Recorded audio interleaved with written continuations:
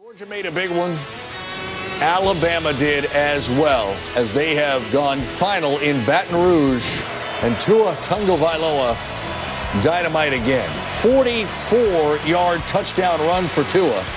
He ran for 49 on the night, threw for 295, 3 touchdowns responsible for, and more impressive than any of that, Alabama's defense pitched a shutout, allowing LSU less than 200 yards of offense. Mack Wilson with a late interception.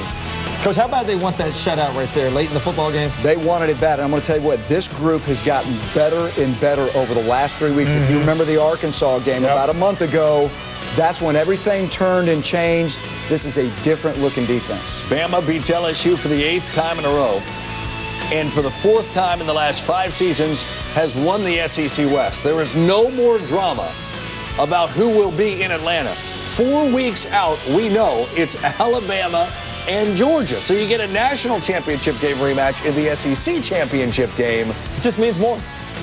So we move from the 2 worst teams to 2 of the best. And several of the best teams were in action playing each other on Saturday. Statement Saturday. Let's go to Death Valley. Rocking on this night. Coach O getting the Tigers fired up. Nick Saban, he's been in this kind of environment before.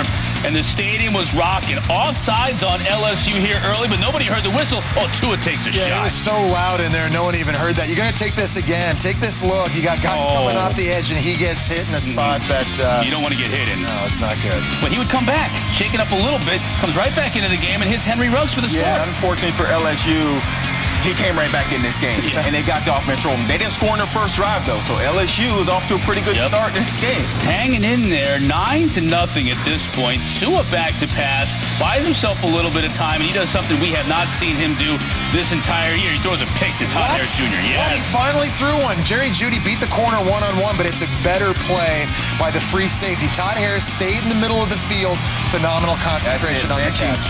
But the defense bails him out. Oh, look out. Oh, Joe Burrow got hit hard. 0 points and 67 yards in the first half for LSU. We talk so much about the offense of Alabama, but their defense, they held LSU to 12 yards rushing in this game. They made up for any mistake that Tua made, and he only made that one because here, perfect pass to Irv Smith Jr. No defense for a perfect throw. Just so many weapons for Alabama, wide receiver and at tight end, and too much speed. Oh, and talk about speed. Tua can do it with his legs, too. He's kind of got that bum knee, got the brace on, and forget about it. He goes 44 yards. Yeah, longest rush of his career, 44 yards, banged up early, but comes back in this game and makes the plays that Alabama needed. So he scores.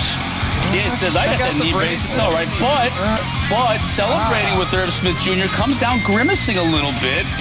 So he's all kinds of banged up. Goes in the tent. Backup corner. I'm an old man, though. He's young and spry. He's a good athlete. So LSU fans think maybe we got a chance here. Right? Except her. Yeah, except for the fact that Tua, not only does he come back, but he sees everything here. He doesn't have to see much here other than Damian Harris. No, they were throwing it well. Harris had 107 yards rushing, too. Here's Saban.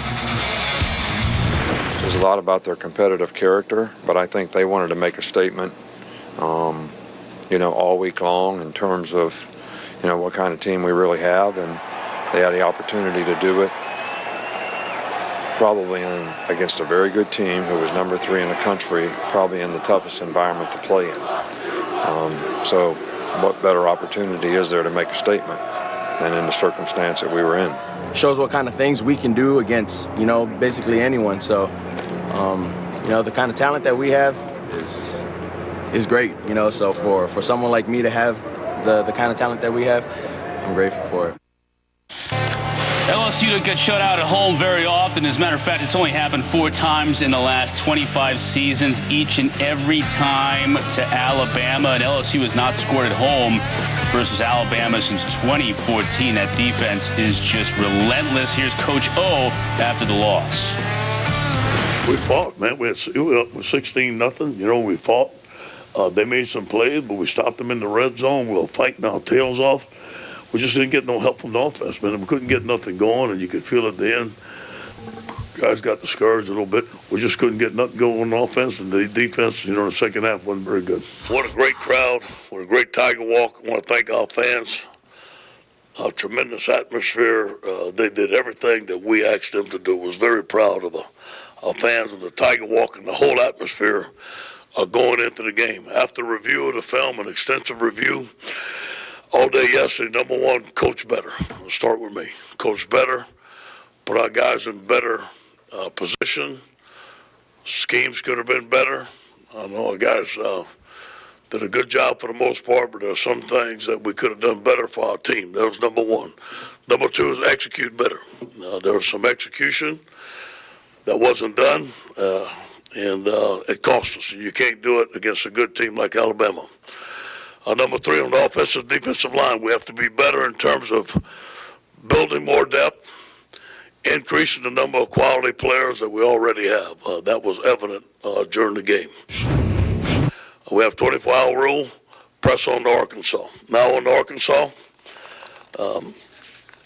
We look forward to this trip. Look forward to going up to Fayetteville, Arkansas to play Coach Morris and his team. On offense, they're very good on offense. They're averaging 26 points a game. They're spread. They have a very good scheme. Ty Story is an excellent quarterback. Rakeem Boyd, a junior college transfer, the leading rusher. He's explosive, and he makes a lot of plays. He is a very, very good back. On defense, they're giving up 33 points a game. Armand Watts is a very good football player, already has 7 sacks. Deshaun Scooter Harris from right here at John Ehret High School leads the team in tackles, 67 tackles, a very good middle linebacker. And on special teams, they're very solid. Now, we look forward to Tell the Truth Monday today, 24-hour rule and press it on to Arkansas. I totally expect our team to bounce back and have an excellent week. We got to be mentally tough. This team's got to be mentally tough. We got a lot to play for, man. This is a big game for us in terms of where we want to go, in terms of how strong we can finish, in terms of if we do finish strong, where we can end up, the things that we can do. So there's a lot of great things this football. We're 7-2 now, and we have a chance to have an excellent season. And that's what we're going to look at, and we're going to use that as a motivational tool. We look forward to Tell the Truth Monday today, 24-hour rule and press it on to Arkansas. I totally expect our team to bounce back and have an excellent week. As for LSU Arkansas, we talked about, we're going to get into that in a minute, because Ed Orgeron, after his team got shut out 29-0 at home against Alabama, had an interesting statement to the media, and then another one 2 days after that. Everything was set, but hey, we got beat in a lot of scrimmage, man. We got to get better. I got to recruit better defensive linemen. I got to get defensive linemen like that. I got to recruit better offensive linemen. Same old thing. You got to beat Alabama in the line of scrimmage. On the offensive defensive line, we have to be better in terms of building more depth, increasing the number of quality players that we already have. That was evident during the game. We have 24-hour rule, press on to Arkansas. So on Monday, he seemed to kind of clarify. Walking back. Right? Ain't no walking back. No. Ain't no walking But if you're an offensive lineman or a defensive lineman for LSU, he's telling you you're not good enough, right? How do you respond now?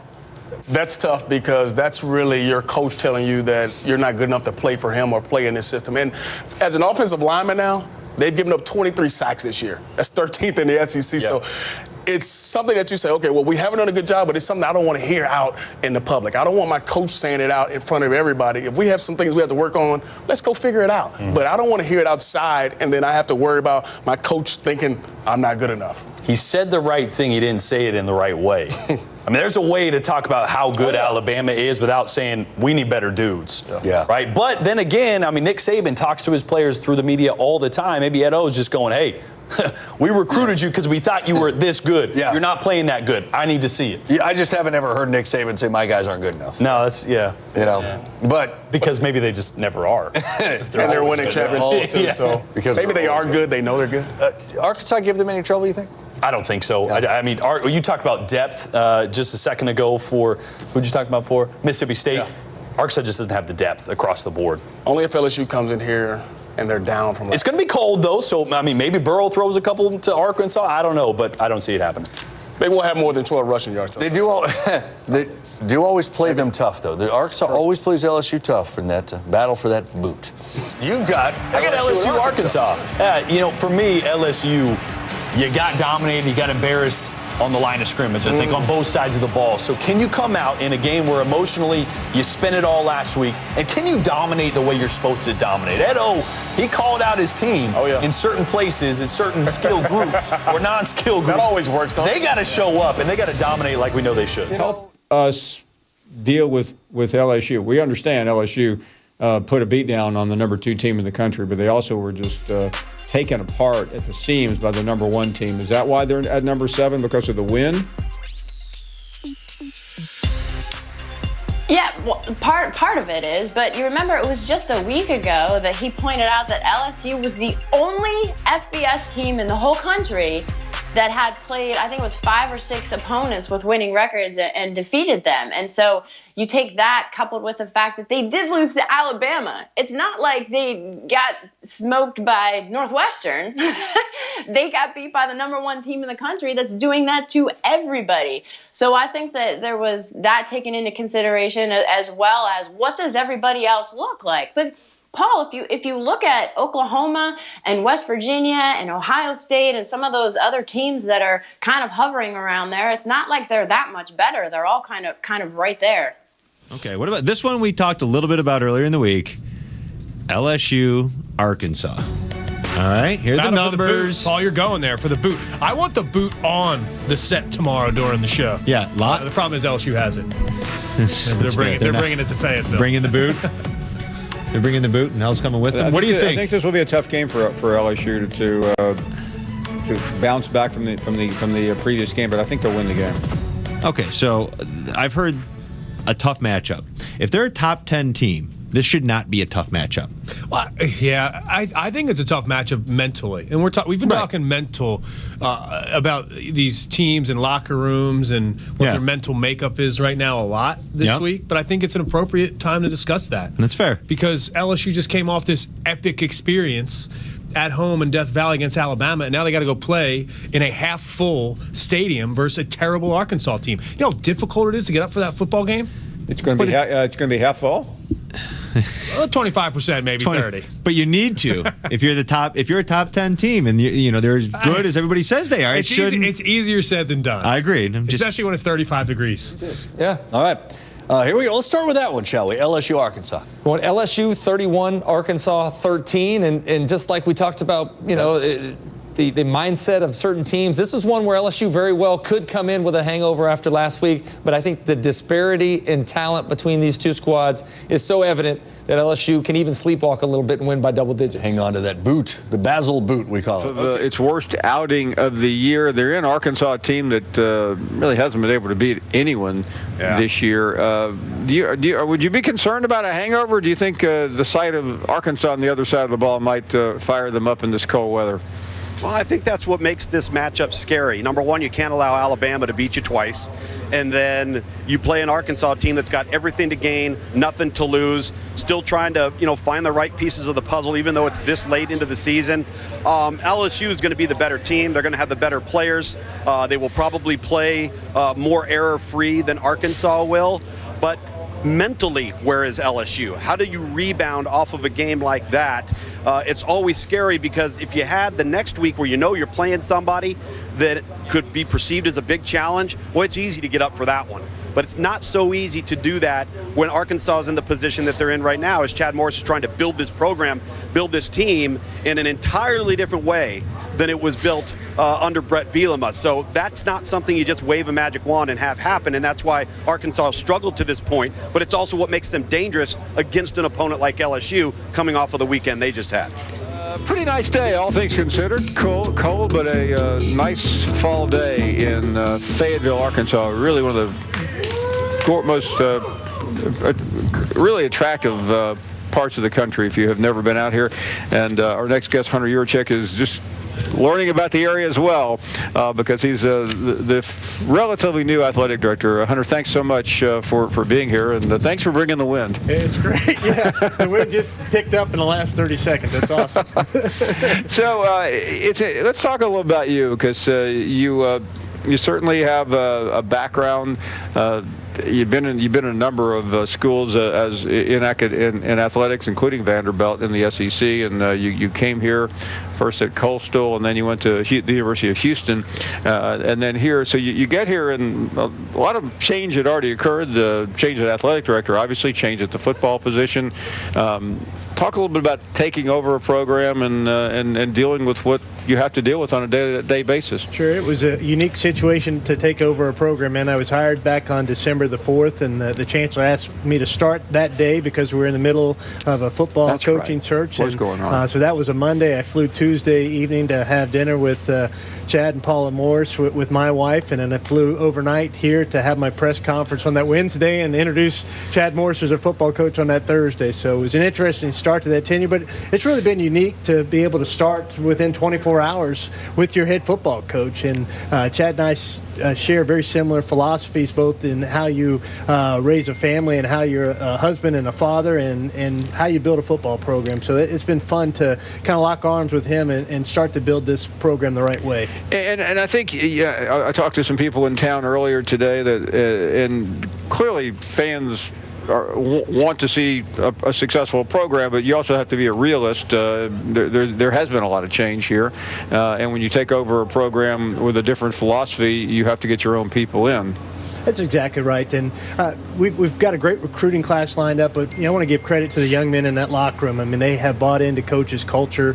They have fought tooth and nail, done everything that Tim and his staff has asked for them to do, and we've definitely made some strides with this program this year in spite of our 2-7 record. So I'm really proud, especially those 15 seniors that we'll honor on the field tomorrow, and what they stand for and the foundation they've laid for us to really be able to take this program to another level. We'll talk to Chad later, but there are so many issues that are connected with every program. But when the program hasn't won in a while, and this one hasn't, what does that? I know it's an opportunity, but it also presents challenges. Attendance drops, other things are adversely affected. So how do you approach that? Well, the first thing we've done is we've established a unit that just focuses on the experience of our customers in each of our venues, but specifically football. And we have a mantra now: is every experience matters. And so the minute that our fan base, you pull off 549 and you come up this road, you're going to be greeted with a happy smile coming into the parking lot. You're going to be greeted the same way when you get to the stadium. And we want to make sure, regardless of the outcome on the field, especially right now where our program is, we want you to have a great experience as an Arkansas Razorback fan. And one of the first things I quickly realize is we have an unbelievably passionate fan base here throughout the state of Arkansas. We're one of the few states that only has one Power 5 team in our state. We don't have any professional teams that we compete with. And as I travel this state, we have a passionate fan base, and they love their Razorbacks. And I think we're one of the few institutions that we can sell out a football stadium, a basketball venue, and a baseball venue all in the same year. And so we have a special fan base, but they want to see a winner, especially on the football field, and that's what we are working towards. Yeah, I don't want to be dismissive of the other sports. Basketball certainly has had some really good days. They play tonight, and baseball we all know about. Sure. It was one of the most memorable seasons in Arkansas history, if not the most. Yeah, but football is your cash cow, yeah. And that drives the revenue, and it puts the fuel in the engine for the rest of the athletic program. And so our football program here at the University of Arkansas, I said it during my press conference back in December, that our football program has to be successful here in order for other 18 sports to be successful. And you build that with people, and I think we've got the right person first and foremost leading a program. I think he really hired a great staff that stands for the right things, and they're out building relationships with young men and their families that are going to come to the University of Arkansas and turn this program around. I'm convinced of it. I know when you got here, both you and Coach Morris, and you still do, of course, but I mean, you hit every town and burg in the state. And what do you learn when you crisscross the state talking to people pretty much every day? They want to feel a part of something special. They want to feel a part of this program regardless of what corner of this state that they reside. And they want this program to be successful. I mean, we're in one of the poorest states in the country, Paul, and we have 170 suites in our football stadium, and 163 of them are sold. And we're 2-7, and I think that speaks volumes of what the Razorback football program means to people across this state. And when we get this thing turned and headed in the right direction, and we start to win 7, 8, 9, 10 games a year, this place is going to be a really special environment. I know Coach Morris has his plan, and of course it involves getting his own people. But as you try to measure that, and I'm not pushing. I realize we're still turning the corner. Arkansas is still turning the corner, but you talk to people every day. They're not happy. They weren't happy last year either, and they weren't happy the year before. When do you know that the program has made the turn?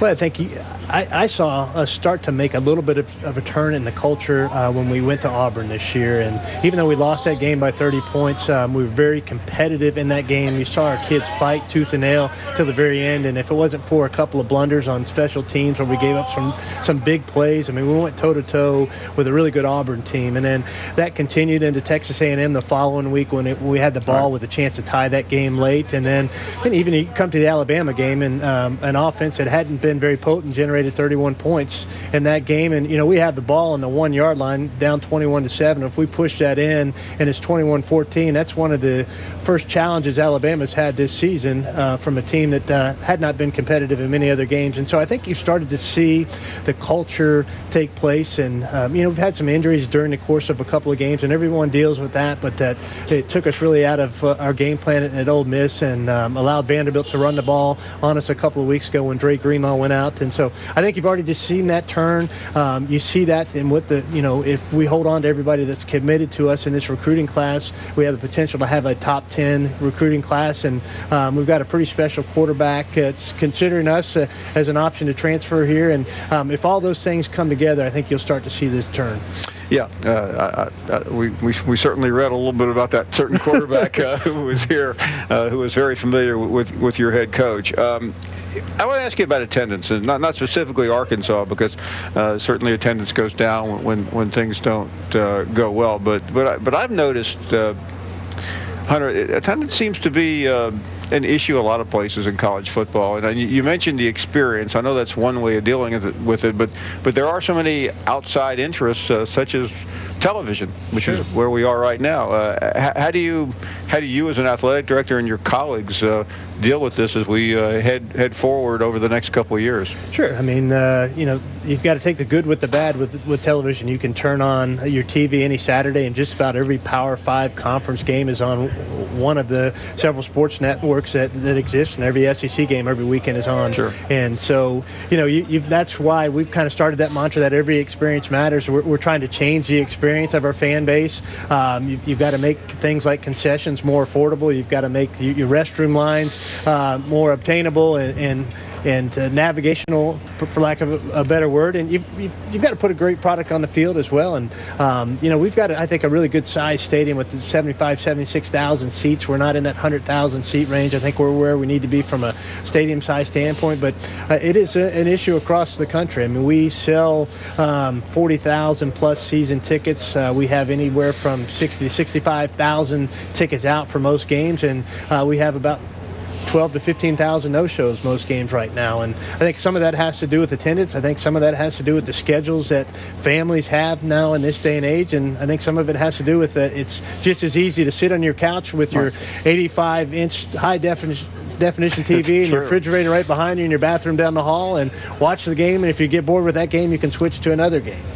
Yeah, and again, I think certainly I've seen and you've seen, because you're pretty close to the situation, obviously, that doesn't matter where you are. The best programs in the country or those who are trying to aspire to be are still having the same issues. Sure, and that's, what's really important to us right now is that I think across college athletics is that we make sure students that are on your campus right now that this is part of the culture and their collegiate experience while they're here, because that's your future. And I think it's hard if it was not part of your collegiate experience as a student to come to football and basketball games, to come back as an alum and purchase season tickets and club seats and your suites and your loge boxes and things of that nature in the future. So we have a generation that we really need to capture today that are going to be our fans 15, 20 years from now. Hunter, thanks for coming by. I really appreciate the hospitality here. Is always fantastic, and best wishes. Paul, I know this is still great to have you with you, and I think it's going to warm up to like 40 tomorrow. I've been here before when it snowed, so this all things considered, this is a pretty nice I know day. You'll be here in the morning. I don't want to scare you with the overnight low of 19. No, You've got a beautiful pea coat and a hat. You're good. I'm getting a sore throat that I've just reported to my bosses. So, Hunter, thanks so much. My pleasure, Paul. Really Thank you. Great to see you again. Thank you. Welcome back to the program. We are in Fayetteville, and biggest share of the day has just gone up because Chad Morris has joined us. He's a popular man in these parts, and the forecast calls for him becoming even more popular. How are you, Coach? I'm doing well. Great to see everybody out, and excited about the opportunity we got in front of us. First of all, I want to talk about your son. I know he's toward the end of his high school season over in, was it Highland Park? Yeah. He's the quarterback. How's he doing? Well, they just finished up last night, 10-0, and having a phenomenal year, up for Player of the Year, and just doing great things. And so the whole team is. We're really proud of them. That's quite a program there. So what year is he? He is a junior. So he's still got a little time. He's got a year left, and so we'll see. You putting a pretty hard recruit on him? We're trying. Got to be careful, Coach. You can't have too many visits with your son. Yeah, I know. At least I know his mom, so that's good, huh? That is a good point. Well, I think you can let her do the recruiting, but I've heard quite a bit about his play. Well, let's talk about the play of your team. Huge game tomorrow. LSU comes to town. This is, as you well know, quite a rivalry, and they're coming off of a disappointing loss, but then you're coming off of a bye week. Yeah, it is. Paul, traveling all over our state since being here, and just hearing the stories and of the rivalry of this game, and now to be able to be a part of it tomorrow night. We really look forward to the opportunity that we have in front of us. I really believe, coming off the bye week is much needed late in the year, and have an opportunity to get our legs back up underneath us. These guys are in a great mindset. We've had great work for the last couple of weeks, and it's senior night, and we're gonna go out and we're gonna see what we can do. So it'll be a great opportunity for us. Yeah, I think it would be a fair statement.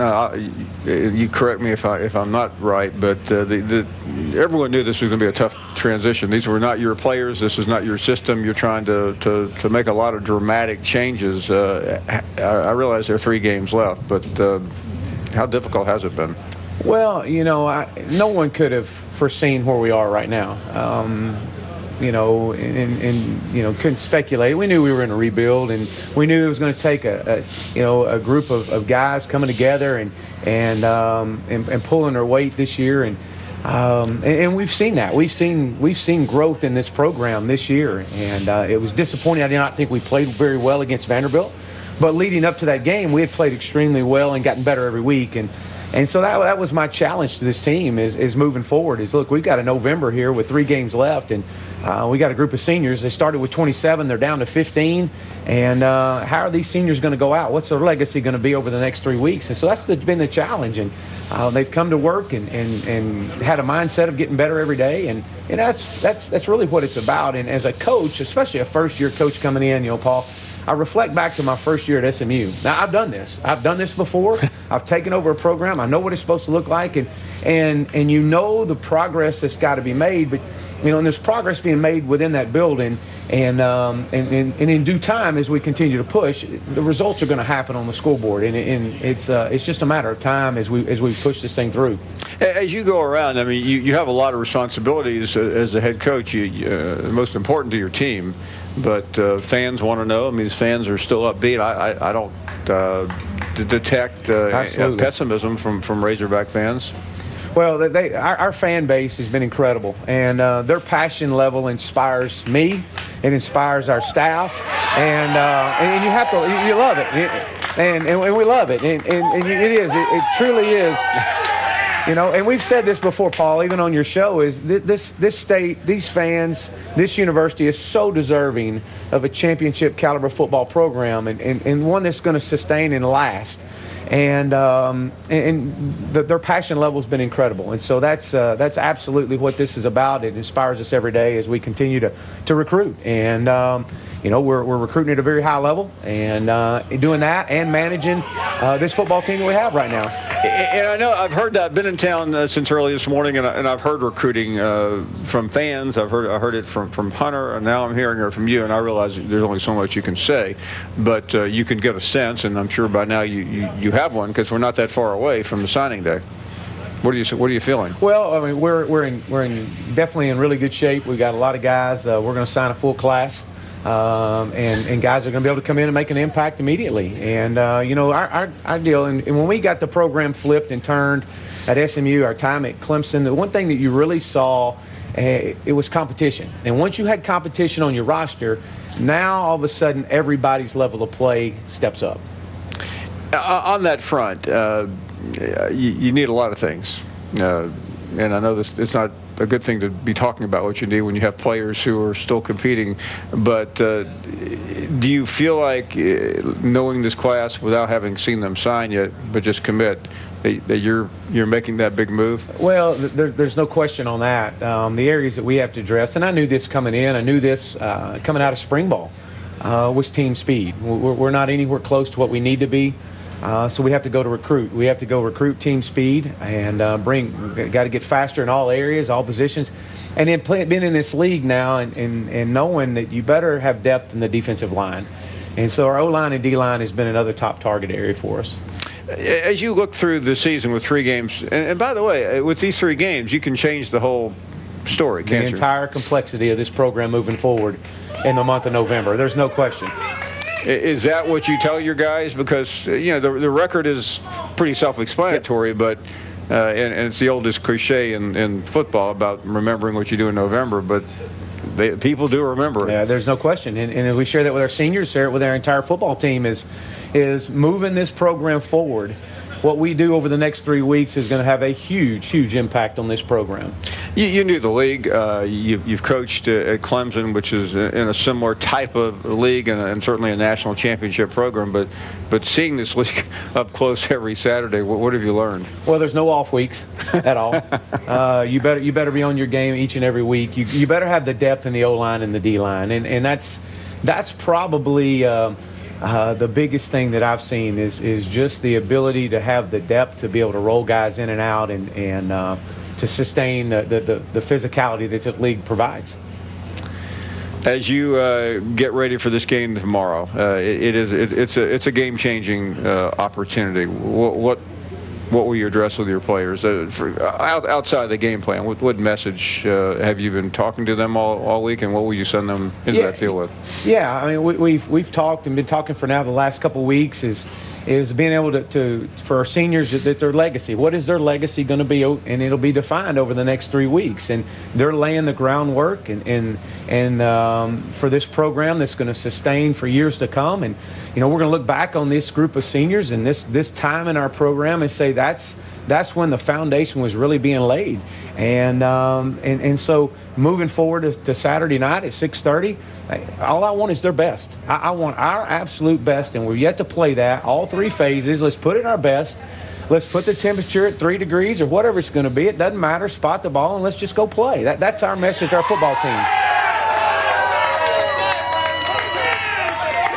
You guys feel pretty confident? I think they do. Coach, thank you. I know you got to get back to your team, but we really appreciate you coming by. Absolutely. Well, thank you, Paul. Appreciate you. Thank y'all. Thank you. Coach Chad Morris, as we continue, we're live in Fayetteville, and suddenly it got warmer here. I don't know what it was. Chad Morris came by earlier, and, for a guy that I'd say the experts believe could be heading toward a 2-10 season, 0-8 in the SEC, I realize there are 3 games left. He seemed pretty upbeat. Well, I think when you look at the progression that the team has made over the course of the year, Paul, and a lot of times fans that just look at the box score or look at the score of the game, they're not going to see the growth within the team. And then I think you also, when you dissect what he's going to need to be successful from a personnel standpoint and what he has now, Jordan, those are 2 totally different worlds. No, and I think talking to him today, he's realized, because he did this before at SMU, I think he's realized that you can appreciate the growth in between. I think he said when he was at SMU, got to the end of the season, realized, wait, we actually did improve a lot throughout that year, although it didn't feel like it because losing's not fun. But I think he's realized that even in the Alabama game, you saw moments where this team was developing, progressing. There's players that you can build this offense and this culture around. There's a few, and they still need to reload, but I think there's some positives to take away. So for them to win this game tomorrow, Cole, it would help if LSU didn't show up mentally, and that is an issue I think some people are wondering about. But what are the keys? I think they need to score. Run the football, work some play action, try to create some space offensively, they're not going to have a ton of success against the secondary. But I do think there are ways for them to have some success. The offensive line played really well against Vanderbilt 2 weeks ago. Yelda Froholt, Ty Clary up front are playing some pretty good football, and they have, in Rakeem Boyd, a dynamic tailback. I think through the screen game, some quick throws, he's got good hands out of the backfield. They can find a way to create offensively. Now, I think on defense, you got a couple guys that are playing good football. Now, John Chavis has had a lot of success as a defensive coordinator in this league, but McTelvin Agim up front, you got Dre Greenlaw, Scooter Harris, a couple linebackers that are playing good football. I think against an offense that's struggling and a defense that has some individuals that have shown up and made big plays over the course of this season, Arkansas could push LSU a little bit. And you bring up a good point of not only mentally and emotionally coming off an extra week of rest, which the coaches emphasized to us today, we allowed them to get their legs back. Usually in a rebuild, they'll pound those guys in an off week. They didn't do that here, and LSU's coming off their most physical football game of the year. And Jordan, listen, LSU built the entire season around that Alabama game, and we know the score. Coming out of a game like that, what's the mindset? Let's start with Joe Burrow. Oh, it's tough. As a quarterback, you have to completely erase everything that you had built this season up to be. I mean, let's be real.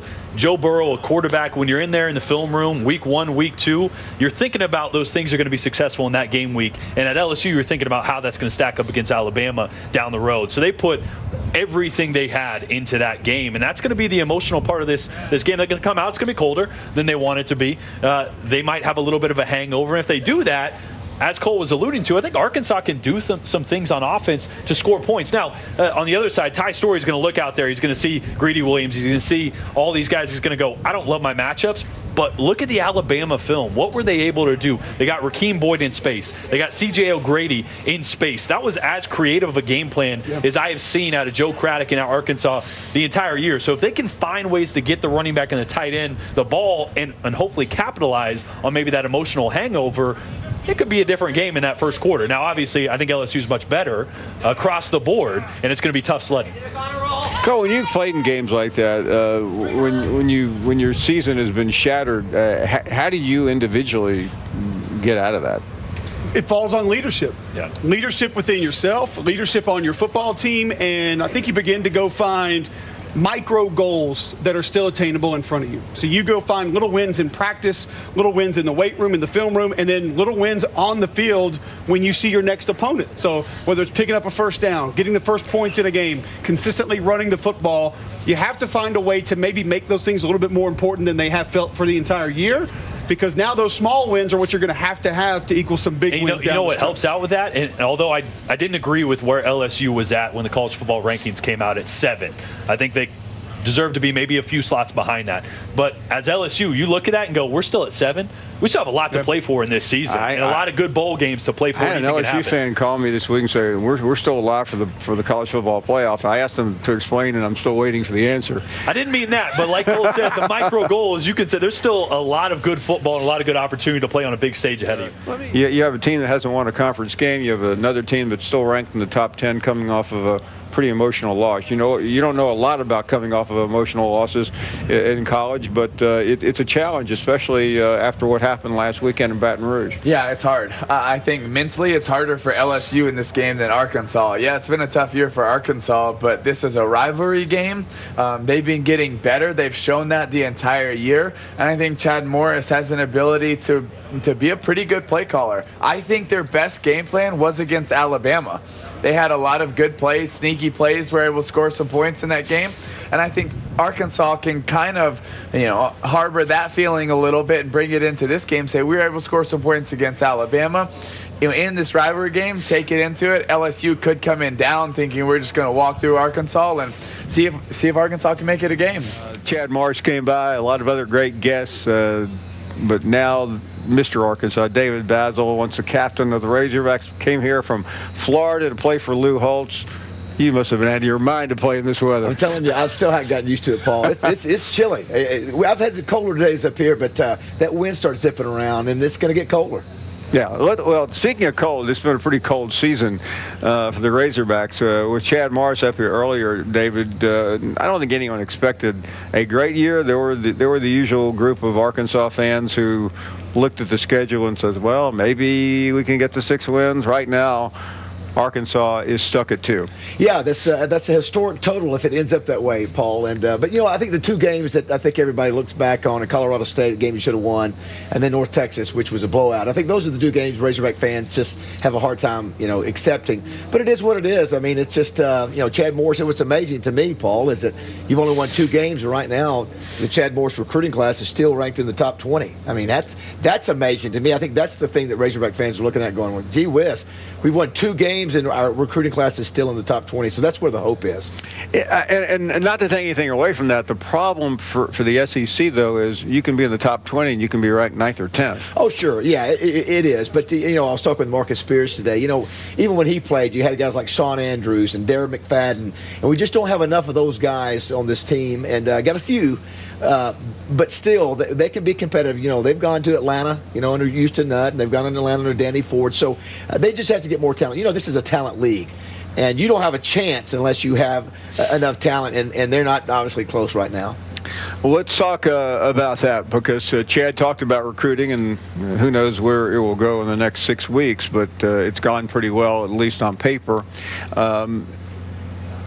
Assuming he gets that class, how many more does he need? Listen, we've been talking about this 5-6 years. What years are going to be? How many years does it take to turn the corner? I think Razorback fans, I think next year, no, it's not going to be easy next year. It's just not. We're not going to win a ton of games. I think they just want to be competitive. I think Razorback fans are tired of seeing the 44-0 or the just not even being in the game. I think Razorback fans need to be competitive. I want their team to be competitive next year. Year 3, Paul. Year 3, you better start beating some people. And what's so distressing, when I was with some friends earlier today here, David, and it seems like we just went through this under Brett Bielema. Okay, maybe second, maybe the third year. I know. He broke through and won a couple of big games. He did. Yeah, that third year, I think he won 8 games, and you thought he'd turn the corner, but he didn't. Yeah, and again, this is a proud fan base, Paul. You remember back in the 60s, in the 70s, and the 80s, this was a team that competed for conference championships, won a national championship in '64, and so this has been a tough stretch. You had a couple years of success under Petrino, but it's been a long haul the last 5-6 years. I think you just hit on it because it was one of the premier programs in the country during that era, but under Bobby Petrino, this club, in 2010, 11, was 12, whatever it was ranked. 2000 and I can't remember which year it was. You can have to help me. They were ranked in the top 5 in the number country. 3. Again, this game, LSU was 1 and Arkansas was 3, and down in Baton Rouge, and Arkansas jumped up to a 14-0 lead. LSU ended up winning the game easily. But think about that. That's not too far removed. This team was number 3 in the nation, so it can happen here, Paul, with the right coaching and the right players. Let's talk about Chad Morris, because when you start off like he has, people begin to doubt. You hear it. Sure. But, it's odd. I think a lot of fans this year, what they look, the game they look at for hope, they look how he schemed up Alabama. That was, I think Razorback fans saw a glimpse of the future. And even Nick Saban, agreed, hey, listen, they did a good job of scheming us up. And that's what we're going to be looking for tomorrow. He's had 2 weeks to prepare for this LSU team. That's why he gets paid the big bucks, his offense. So, can he scheme up a team like he did against Alabama? It was impressive. Even though you still lose the game, you still put up 31. Going back before we look ahead, why and specifically, where has this program gone wrong? To me, it's about recruiting. And a lot of people have said that's why you bring in Chad Morris, that we lost Texas. I don't know about that. Listen, there's so much good talent in the league. I just know this is that even under Houston, you had talent, and that's why you were challenging. That's why you had the Felix Jones and the Darren McFadden. That's why Peyton Hillis. I was talking with Tim Tebow today, and he was saying, "Listen, I remember those teams we played against. Those were talented, athletic teams." And I just think the recruiting fell off. I think Brett Bielema had it going, and then all of a sudden missed on players. Started losing some assistant coaches. Sam Pittman. Did it hurt that A&M came into this league, because Texas was where Arkansas at least thought it was getting a number of players. Yeah, you can make that statement, but there's so much talent there. You should be able to go in there and get the. The A&M's been there the whole time. Actually, Arkansas was beating A&M. I think had a 4 or 5 game winning streak until they came in the league. So I don't know if that's it or not. I just think sometimes your evaluation process is off, and plus the other thing, I do the Broyles Award, and assistant coaches are important, Paul. And Bielema started to lose some of his key assistants, and I think that hurt too. You look at some of the assistants that have come through Arkansas under Frank Broyles, the Jimmy Johnson, the Barry Switcher, the Joe Gibbs, Hayden Fry, Johnny Majors. That's what this program needs, is those kind of assistant coaches too. Let's look at these last 3 games. Chad Morris was here, and we all know how the narrative can change. It can also get worse. It could be. Obviously, this is the game to really most people feel is the most winnable. This is probably, from an offensive standpoint, LSU's ranked 103. This is probably, and they don't throw the ball well. Arkansas has had a problem defending the pass. So I think Arkansas feels they got a chance in this game because they defend the run decent.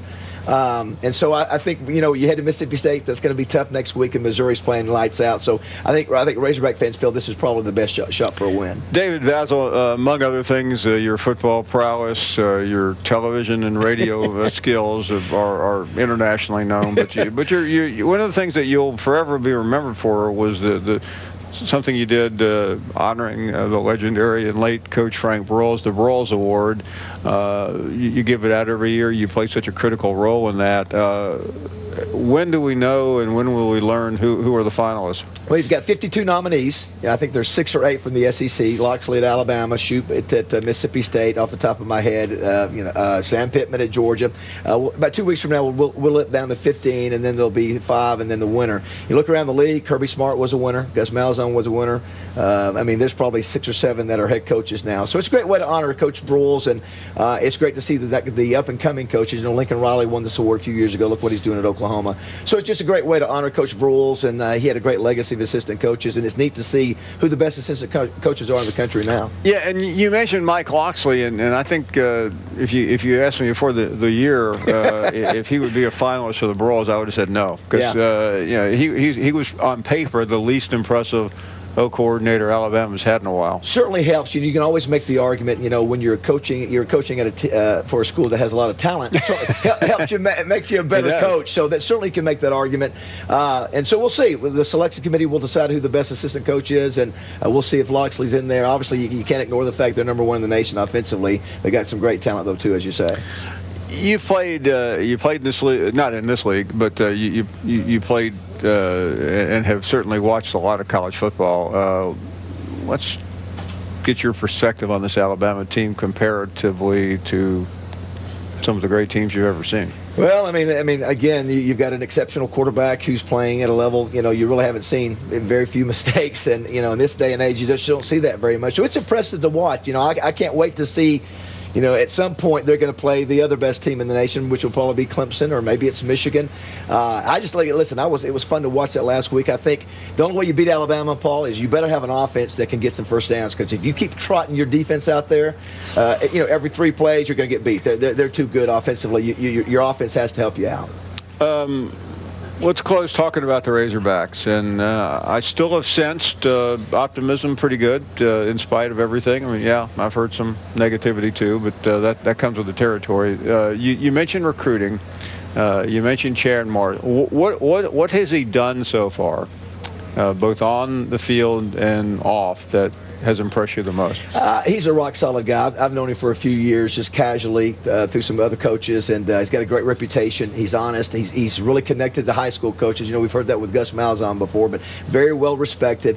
He is what he learned, and under Clemson, the kind of culture that they created at Clemson. So I think Razorback fans are looking at that. They think he's the real deal. I just think it's a matter of, got to be patient, and let's see if he can get those recruits. And so far, he looks to be on the right track there, and that's the most important thing at this point. SEC Nation in Fayetteville, Arkansas. And what is love, you ask? Well, it's a commitment to your team. SEC pride running strong here with Meredith and Luke out here at 5:10 a.m. when it was 17 degrees.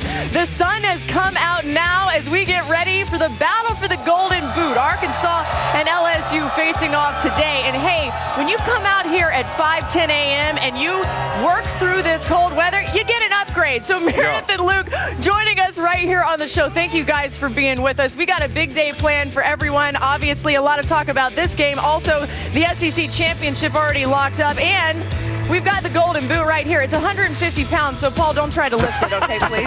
Marcus, you've lifted this thing before, though. I lifted that thing, and as soon as I got it in my hands, I realized I needed to give it to somebody else. It's too heavy. Lots of Woo Pig and Go Tigers coming your way from Fayetteville. SEC Nation starts now.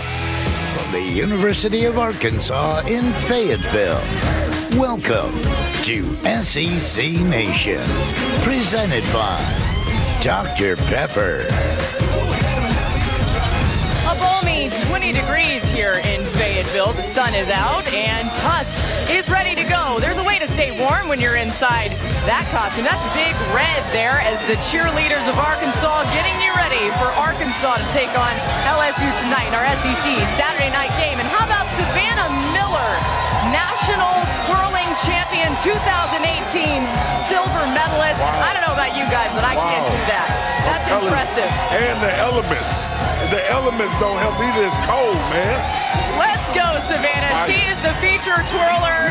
And yes, she may be better than your football team. The little guys out here, and we welcome all ages on SEC Nation as we get you ready for another day in the SEC. Of course, we know, guys, that Alabama and Georgia will play for the SEC championship. A lot was decided last week, but big times here in Fayetteville. Paul Feinbaum, Marcus Fears, Tim Tebow. And Paul, this one, obviously we see these fans out here.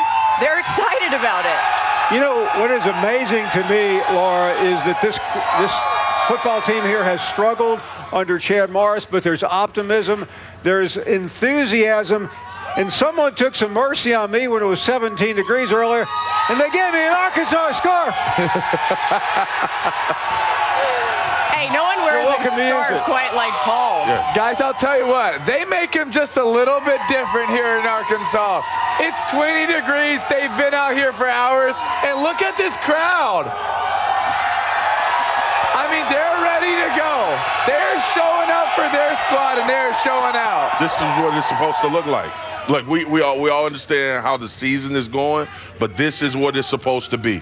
These guys are working hard to get better, and Chad Morris and this football team have taken strides, and they look like a better football team at this point than when they started. So this fan base should be excited. It's a tough league you play in. When you come in as a first-year head coach, you're trying to implement a new system.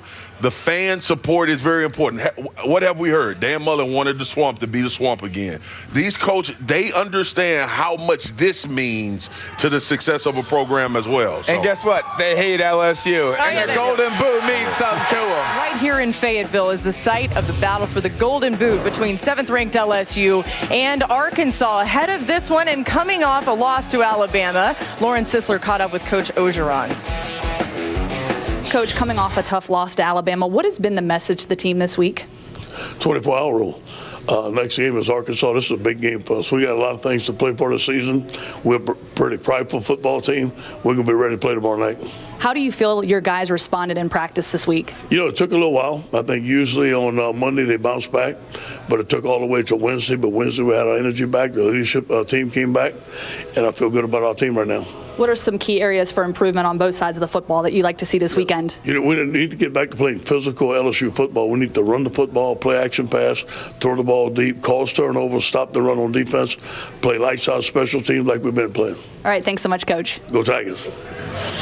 Marcus, I thought that was really interesting that Coach O said it took all the way till Wednesday before they were really practicing the way that they should.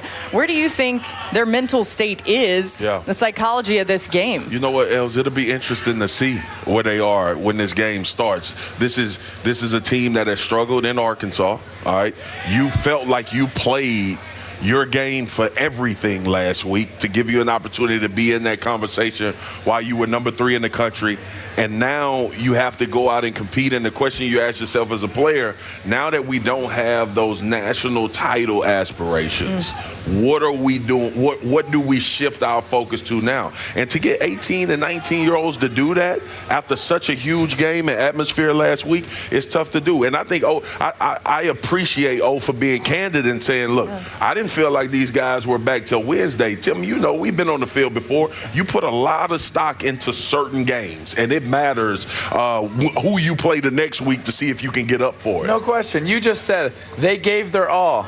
Guess what? That means they're a little bit drained. And yeah, emotionally, physically, in every different way, it does take you a little bit to bounce back. Yeah. It's hard to get up that high for a game and get destroyed and then come back. It's hard to be up on Monday, on Tuesday, on Wednesday. And Coach O even admitted it. They weren't back to Wednesday. Were they even really back on Wednesday? No. Or is that just coach speak? Will they really be back today? Let me tell you what, they need to show up today because this is Arkansas season. It is today. They don't like LSU. And guess what? There's nothing more than Chad Morris wants than in a rivalry game to get this place pumping, to get the crowd fired up and say, you know what? It maybe wasn't the season that we wanted, but this game was our season, and that's the way we're going to be next year. Tim is 100% correct. This has been a rough season in Arkansas, but a win tonight lifts them off. Everyone will remember what happens from here on. They won't care about North Texas or Colorado State. It's also important from a recruiting standpoint because we're not that far away from the signing date, and Chad Morris has it really going. A win tonight and would get him moving toward the finish line. It's huge for Arkansas. I hear what you guys are saying, and it's a really valid point.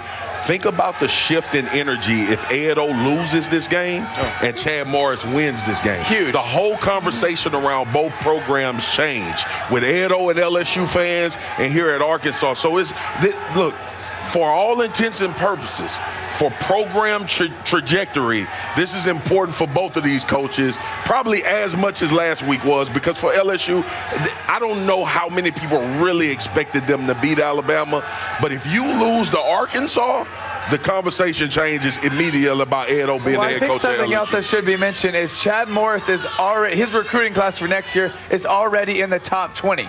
Imagine if he gets top 15. Can he get a class that's 10, 11, 12 and actually get guys that fit his system? This team does not fit his system. If he gets some guys that fit his system, can he do what he did at Clemson early on with Deshaun Watson? That could be scary if he gets some of those guys. We're about to talk to Coach Morris. He's going to join us momentarily. One of the things that you liked, especially against Alabama, was his play calling. Pretty creative offensively. I loved it. I thought he designed plays to set his guys up for success, to put them in a good position. Let's just be honest. A lot of his guys, they're not as good as the guys on the other side. That's just flat out the truth. But he put them in a situation for them to succeed. That's why they scored points against Alabama. That's why they have a chance against LSU. LSU is going to have a lot of man-to-man coverages. Look for picks, look for screens, look for different ways to get his guys in space and make them look a lot better than they are. And Laura, I mean, I'm looking around. This team has not won a conference game. Can you imagine if they were undefeated in the SEC? There might be people all the way to the stadium. We'd have to put him in Bud Walton Arena to have enough space. Lots of Woo Pig Suey going on out here. I feel you guys' enthusiasm, but let's not get too far away from the fact that this is a huge hurdle for Arkansas to climb. Totally. Like, this is going to be a tough game for them to get a W. 9:30 in the morning. Yeah. I know. I feel you guys' energy coming at me. But they are playing for the Golden Boot.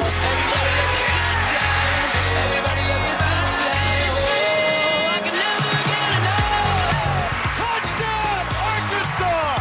Unbelievable! Intercepted. Mateo Richardson, Arkansas wins.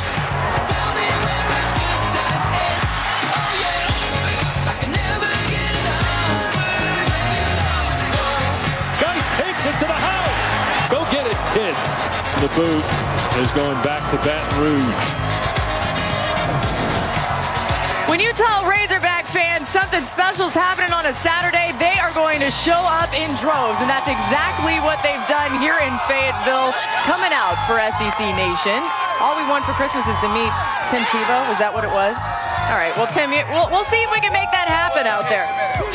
We're talking with Coach Morris right now. Made the Fayetteville Way is brought to you by Johnsonville Sausage, and who better to be made the Fayetteville Way than Chad Morris? Thanks so much, Coach, for joining us, being with us here this morning before the game.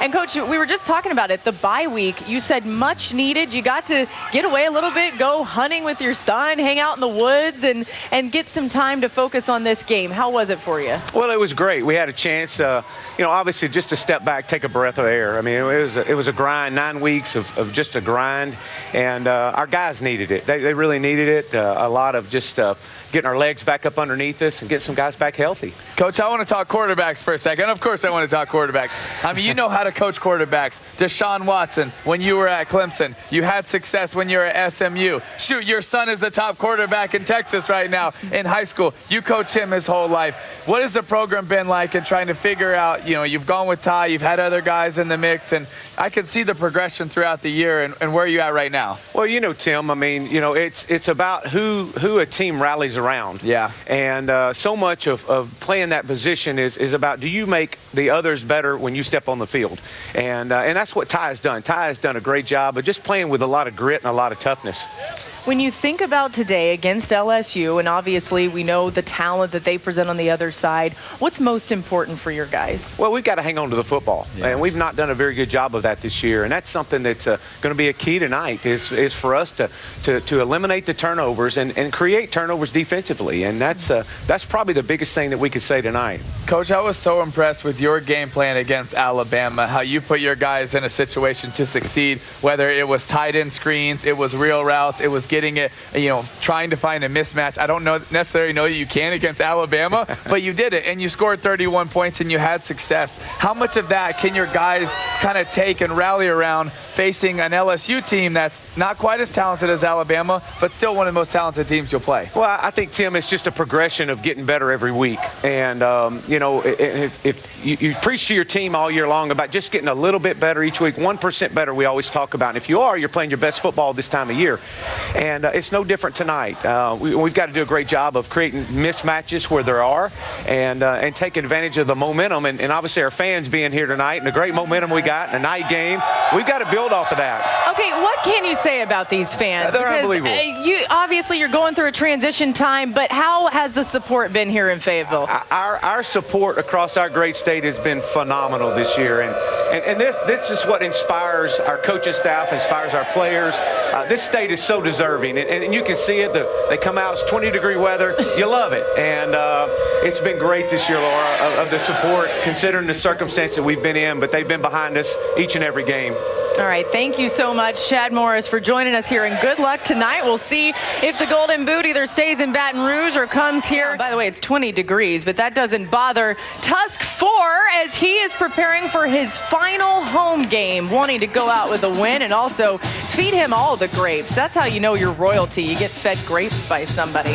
What Arkansas fans and fellow Razorback athletes need in order to satisfy their post-game cravings, brought to you by Velveeta. As Savannah Miller keeps the twirling going, is a huge Arkansas win. I think we're going to beat LSU this weekend because we got Hog Nation behind us, best fan base in the country.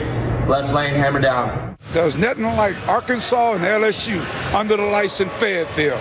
Go Hogs. Shout out to Scooter Harris and our Razorback defense on the game this weekend. We're going to be rooting for you. We're going to beat LSU because it's right here in Fayetteville in front of the best fans in the country. It's senior night under the lights.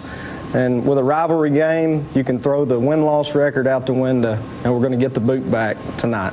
But first and foremost, we've got to take care of the ball. Unfortunately, we're leading the SEC in interceptions. LSU's defense is leading the SEC in intercepted balls. So if we can give Ty Story time to make the right reads and time to throw the ball and take care of the ball and not throw interceptions, that'll give the Razorbacks the best chance to win today. And there's no bigger fan of the Razorbacks than former running back Alex Collins.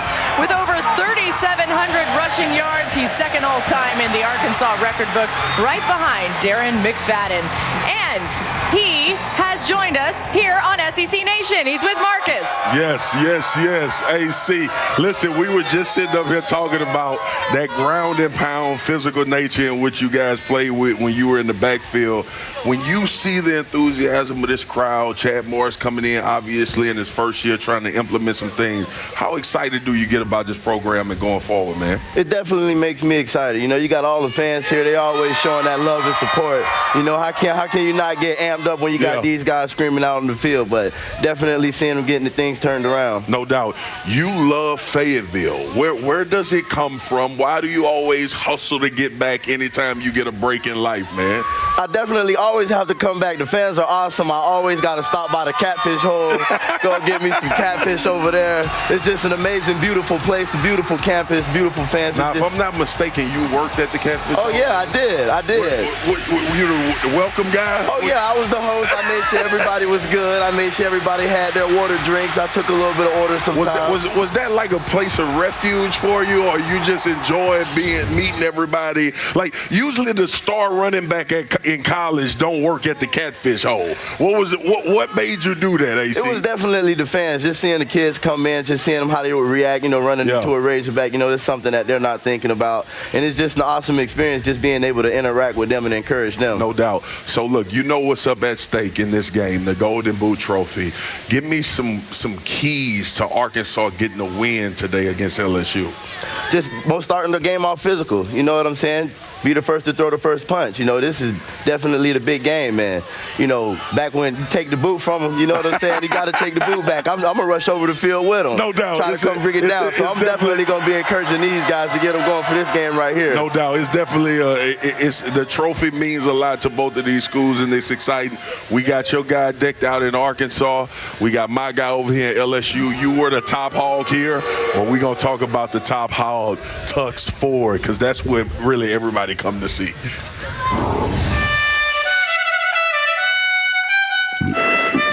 This weekend, 300-pound Tusk 4 will hoove over his mascot duties after 8 years of service as the Arkansas Razorback. His successor, Tusk 5, born last spring and in training for the big gig ever since. You know, there's really no feeling that swells the pride of a father quite like it does when his son takes up the family trade. But in all fairness, in this family, pretty much everything looks swollen, doesn't it? I love the Razorback. There's Tusk 4 getting ready for his last home game. But for more on that retirement plan that Ryan McGee referred to and his son Tusk 5, here's Lauren Sisler on top of the Tuskmobile. Hey there, Laura. How fitting that it is senior day here in Fayetteville. 15 seniors will be honored before the football game, but Tusk 4's swan song will actually be coming during the second quarter of the football game, or maybe we call it his hog song. Now, Saturdays will look a little bit different for Tusk 4 after today, but rest assured, he'll be living the high life.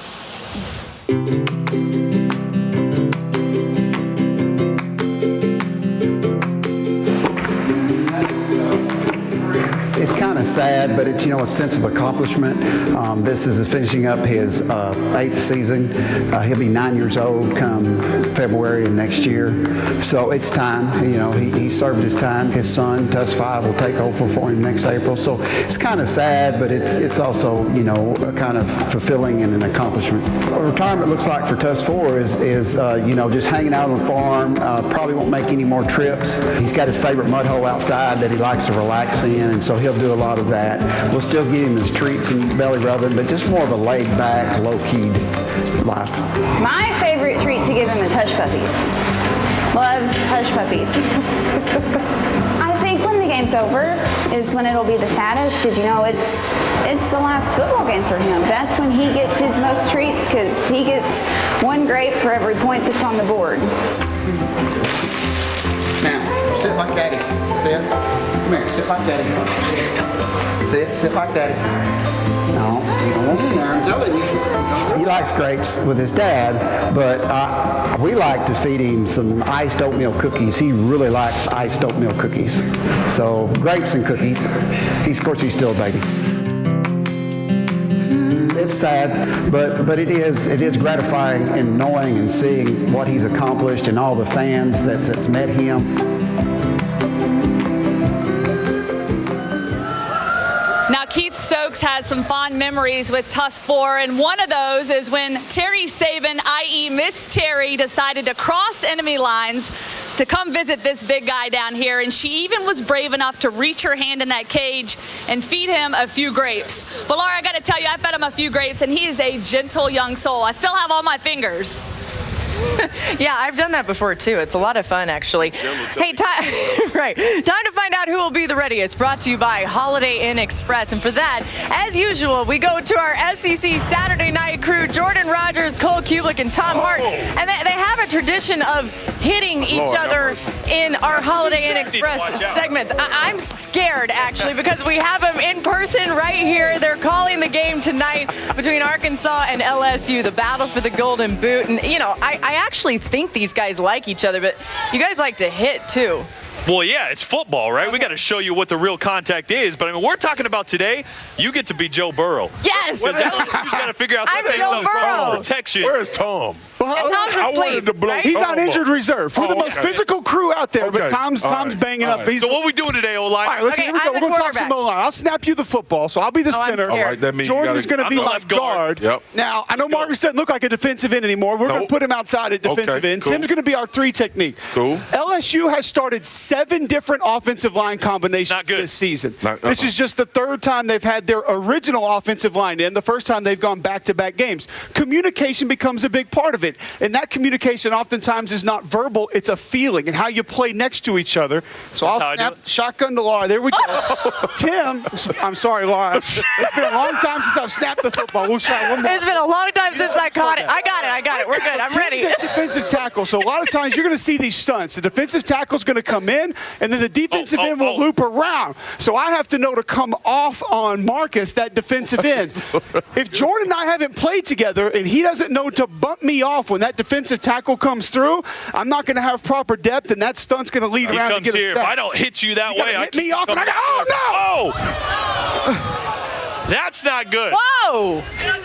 Whoa! Hey, flashback. Whoa! Hey, at least your quarterback didn't get hit. I was going to say, part of what LSU has been good at is Joe Burrow being mobile and getting out of those situations. Now, Arkansas doesn't have a Quinnen Williams, which is great, but the LSU offensive line's got to be good. I was used to Cole. Are you okay? I was used to him having more rocks in his pocket. His back's already messed up. It's going to be. He got a lot lighter. I got a lot heavier. I'm legitimately concerned right now for Cole Kubelik, but Laura, the physicality rubs off on other crews. It's okay. Yeah. That's how we roll. I felt really physical after I dropped your snap. It's time for Freak of the Week.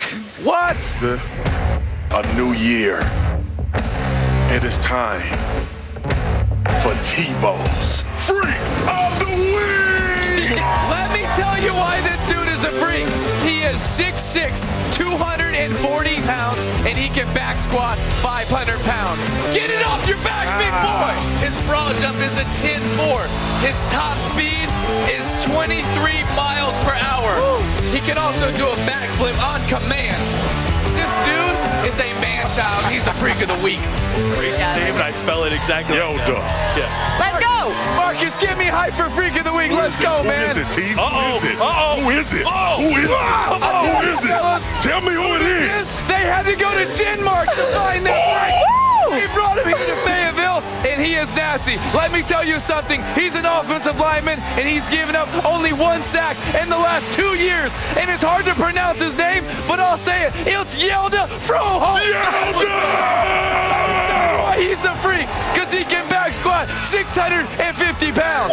He can power clean 370. He can back squat me. Yes, he can. That's why he's the freak of the week. We go to Denmark to get our freaks. Denmark's the place to go. How about throwing a football into the crowd? Give it to him. Let's go. Give it to him. Oh, pressure was coming. We're going to pick this game right here in Fayetteville. Tusk 4 will be looking to go out with a big win. Of course, it's his final home game before Tusk 5 takes over. He's calm right now, but he's going to be wild, ready to go later. Wild hog. Who are you taking? I just got so excited. I'm actually a believer in Chad Morris. I really am. I believe that. that he's going to have success at Arkansas eventually. I think when he gets his guys, they're going to be a good team, and they're going to contend in the SEC. But they're not going to contend today. LSU gets a win. Well, I'm a believer in the Arkansas Razorback fans for showing up today. Thank you. Thanks for the cheer. Now you can begin to boo because I'm picking LSU to win. I'm taking LSU. I like the trajectory that Arkansas has been on. They've gotten better as a football team, and that's what you wanted to see. Right now, LSU is just a better football team than Arkansas at this point. We will see what happens and where the Golden Boot ends up residing for the next year or so. Does it stay in Baton Rouge? Does it come back here to Fayetteville? Special thanks to all these fans for coming out and hanging with us today. We'll be in Athens next week for SEC Nation. And now to Dave, Neal, DJ, and Don.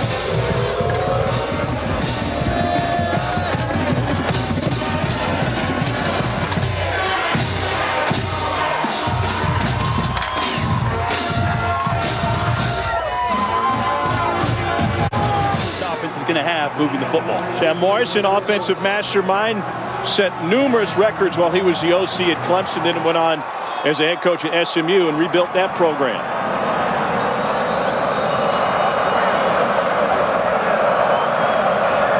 LSU won the toss. They've elected to defer, so Arkansas will receive. And no return for the Razorbacks. It's 423 yards total. Design quarterback run. Ty Story carrying Devin White with him.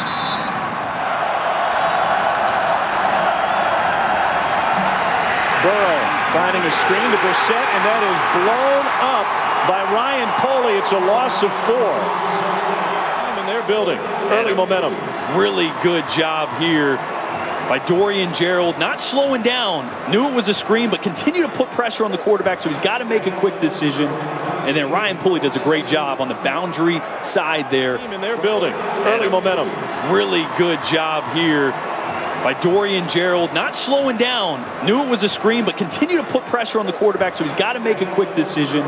And then Ryan Pulley does a great job on the boundary side there. Didn't Odell Beckham have shoes just like that?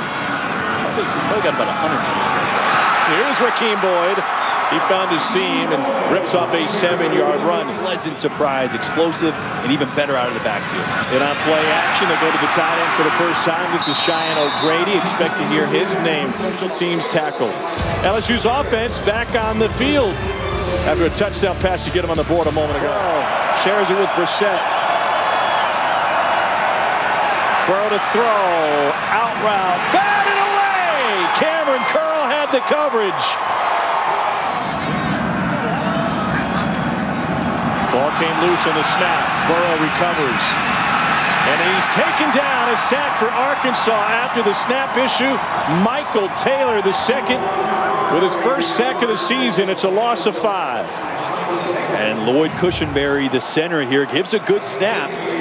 Burrow just pulls his hands out a little early. As a quarterback, you don't want to split your hands. So as a right-handed quarterback, that left hand has got to... Burrow looking right side, flushed. Can't escape, back-to-back sacks for Arkansas. Armon Watts gets him that time. That's his 7th. You're going to see Watts here working a double team, and this is a problem that we saw against Alabama with Quinnen Williams on the inside. There's 3 LSU defensive linemen there for 2 interior defensive linemen. You got to be able to block those guys on the interior. It's almost 7.5 minutes of smash mouth football for the LSU Tigers. And on the road at Arkansas, they've opened up a 14-0 lead. Working on what's not. Honestly, they know that locker room better than a coach. So the more he connects with those seniors, the easier his job's going to be. Here's Boyd. And at Arkansas, first down. Clyde Edwards-Helaire is now in a tailback. And LSU turns back to the ground game. The Tigers, right into the Marimbas.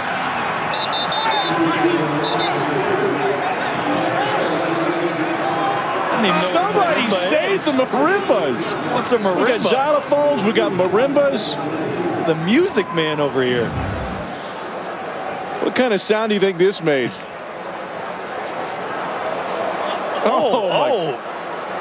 We got a got sandwich sandwiched piece. in there. Hey, playing the marimba's a full contact sport over there. Attack of the marimbas. Keep your head on a swivel. It's like playing hot cross buns over there. Quick snap. Burrow pulls it. No, gave it up. And Arkansas's there to snuff it out. An opportunity for Joe Burrow to add another score before the half. All-out blitz coming for Arkansas. Burrow taken down. Loss of football. Dre Greenlaw scoops it up. And Greenlaw forced out of bounds by Nick Brissett. Arkansas saying right back at you. They bring pressure in a game. Does a great job rushing past the quarterback, getting back into position. And boy, Greenlaw is an athlete. I thought he was going to go. Good thing for LSU. They gained 31 yards on that exchange. They faked the end around. Kelly looking deep. Chucks it to the end zone. It is incomplete. Contact between Christian Fulton and Cheyenne O'Grady, and no penalty flag. And Fulton is slow to get up. Boy, they run the complimentary play. Last time we saw Cole Kelly and they fake the reverse. This time they fake it, throw the play action. I tell you what, Cole Kelly is not afraid to throw it up. And the hand fighting with Christian Fulton and Cheyenne O'Grady, man, he couldn't get his hands up. And got him right in the face in that one. That's the thing, a lot of hand fighting. That ball was up in the air for what felt like an eternity. Ty Story back in a quarterback. LSU brings 4. Story over the middle. Caught! And a first down for Jared Cornelius with 6 seconds left on the clock.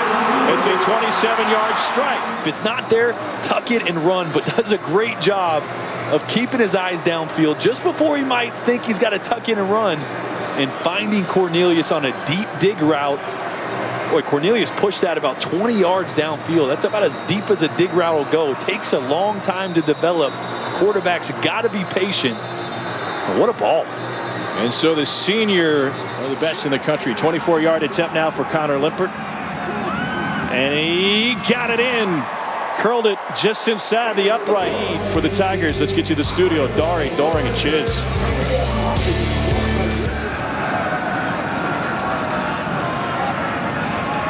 End around. And Jefferson got past the first guy. The vision and the patience pay off for Clyde Edwards-Helaire. Williams, one of 14 finalists for the Jim Thorpe Award. Over the middle, complete for a first down. Back to the tight end. And there hadn't been a whole lot of sleep for him. You see he's hiding right behind that pillar next to John Chavis in the glasses. He and his wife Abby welcomed their second child, Kane, late in the week. It was about 3 hours of sleep for him Thursday night, so congratulations to Abby and Joe. And Joe Charlie's. Kane. Joe Kane, Tom, not named after the quarterback in the program. That's right. Oh, but he knew what we were talking about. Here's Boyd off the right side. And Tracy, who leads the league in scoring, adds another triple to his name. 24-3 Tigers. Number 1 again, knock off Alabama. No, Alabama's going to be there. Clemson's likely going to be there. Story over the middle. That's a first down. Foster Moreau from last year when we spent time with him, and then the way he handled himself at Media Day this year, quickly became one of my favorite players in all of college football. And I mean, incredibly bright future ahead of him. He can do anything he wants, but he's a pretty good football player too. That would be the governor of Louisiana, not the governor of LSU brings 4, but their 4th is a key one. And it's over the middle and complete. LaMichael Petway finally gets tripped up. He slid to his left, stepped up in the pocket, and again, a strike on a deep dig route. Again over the middle. The tight end with the grab.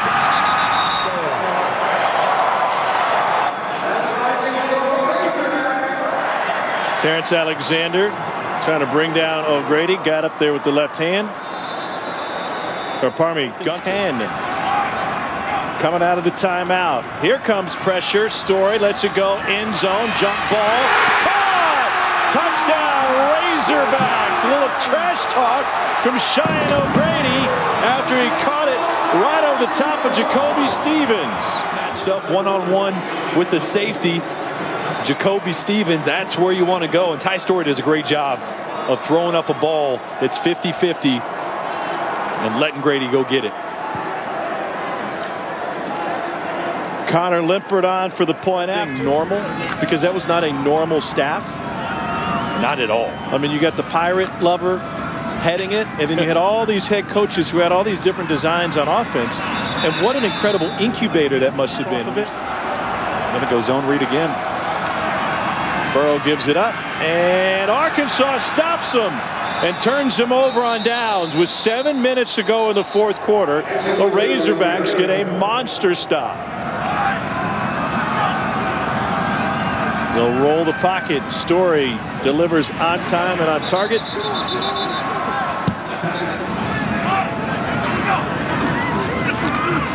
LSU drops 8 on 2nd and 1. And still, Derek Cornelius gets open over the middle. 19-yard strike. Who's in coverage in the nation. Not only are their DBs good, but their linebackers can cover as well. Pressure coming. Story heaves it. Caught. O'Grady inside the 10. Backs his way down and gets over the goal line for an Arkansas score. Little misdirection. They start O'Grady on one side of the ball. It is a 7-point game at Razorback Stadium. Ty Story to Cheyenne O'Grady. They've hooked up twice tonight, and they've got Arkansas on the brink of a major comeback in Fayetteville. Arkansas scored 14 unanswered in the fourth quarter, but LSU was able to salt it away. Our final score, 24-17, Tigers with the win. That's going to do it from us here in Fayetteville. Let's get you back to the studio with Dari and the gang.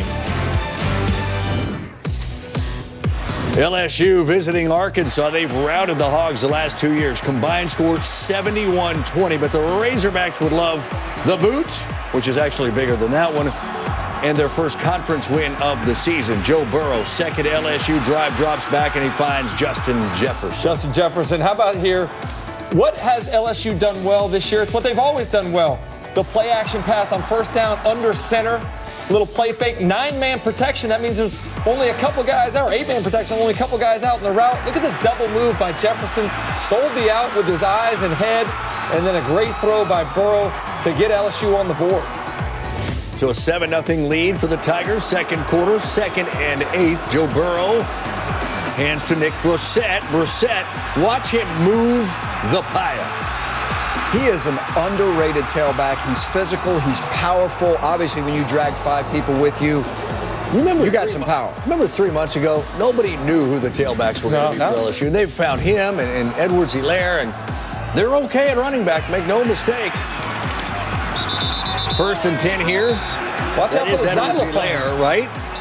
The marimbas is what it's. Well, it says it's the marimbas. I'm going with the shot sheet and a frustrated band. She was not happy. That's her marimba. You don't mess with her marimba. 3rd quarter, 1st and 10. Burrow. There's the old play action. And Jefferson. A reversal of field. He has become one of their top weapons. A young guy that we saw coming along during the year, but he shows up every week. Today he had 6 catches, had a big day today. 117 yards. That's a career high for Jefferson. And then the touchdown from Edwards-Helaire, aforementioned. Brossette, by the way, went for 90 yards. So did Edwards-Helaire, went for 56. Each had a touchdown. And LSU runs its way right in to yet another boot. 24-17. Over to the SEC. LSU is facing Arkansas. LSU coming off that shutout against Bama. Joe Burrow says, we're going to score points. Justin Jefferson. So take shots. His best deep threat is Justin Jefferson, and this guy had a day, man. 117 receiving yards in that score. Second quarter, it's Nick Brossette. Yeah, Arkansas has 0 wins in the SEC. You figured this would be an easy game for LSU. LSU up 14-0. 2nd and 7. Ty Story the never-ending story. Brutal. Flipping it to Jordan Jones. Brutal. Jones runs into his teammate. Self-tackle. They lose 5 yards. Both wanted the ball.